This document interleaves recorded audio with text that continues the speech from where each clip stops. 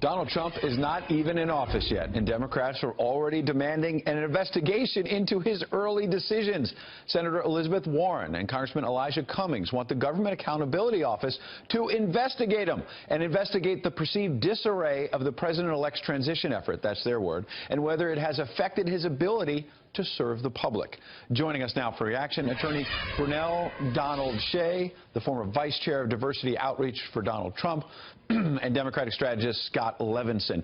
Good morning to both of you. We appreciate you joining us. I wonder, Scott, if I can first ask you, what do you think about this idea of investigating Donald Trump before he takes office?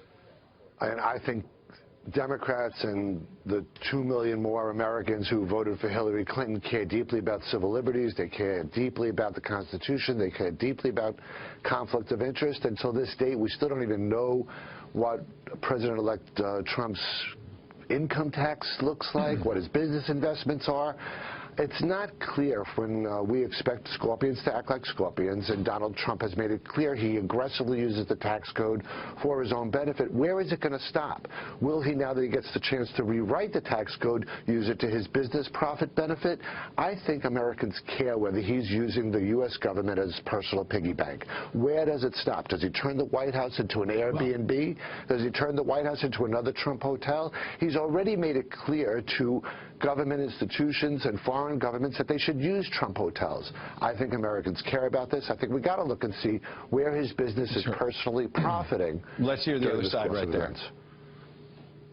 God bless you and God bless America. First, what I would say is this. See, the Democratic Party on November 8th, I think they still have not realized something. Donald J. Trump is the president-elect of the United States. And basically what has happened, the dividing, all the tax, everything that they tried to do during the campaign and failed is the same road that they're going down now. Answer the question. Failure. I am answering the question.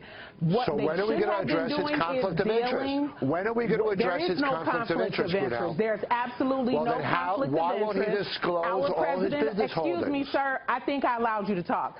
The president-elect has said that he's going to put his assets into a blind trust, that his children are going to be running that business. That is what is going to happen.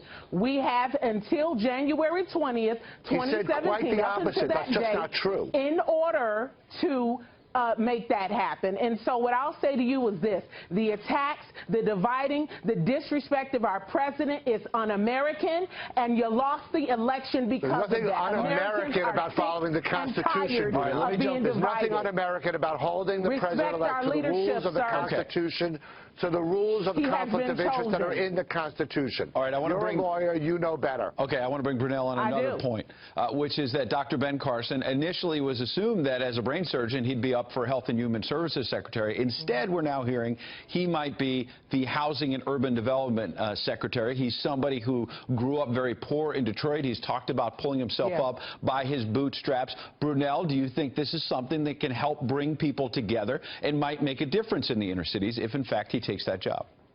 I do believe that it will. Dr. Ben Carson has a lot of love from not just black people, white people, Hispanics, Arabs. He has a lot of good stock in America. And we believe, you know, he's got a brilliant brain. We all know that. And I believe that him growing up the way he did, with the hardships, with the hurt, with the problems and the struggles, he has a firsthand understanding of what people in a lot of these poor communities, violent communities are going through. And so I believe that he's going to take that into leadership. I believe that he is a good, excellent pick. Okay, Scott, I'm going to give you 30 seconds. What do you think?